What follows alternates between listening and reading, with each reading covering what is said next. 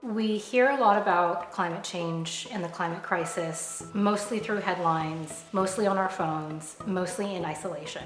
And I think that's to society's great detriment. We need to not only be talking about the problem, but we also need to be talking about the nuts and bolts of the solution, and also the dream of the solution.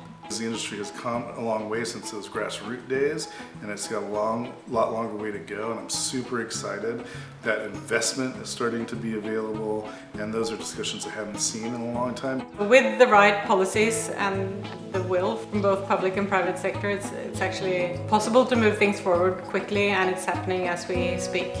To reach climate goals, I think we all have to step it up. We have to take more action, and the reality is that we are behind the ball. In order to hit goals, we're going to have to get together and really let down our guard and talk about where the challenges are. I'm very optimistic because consumers are demanding something better. Because we do have so many creative minds showing up on the climate problem. So if you look at the kinds of solutions and ideas that are cropping up for climate, that is hope right there. We've talked about it for years, but I really feel that we're at the point of action.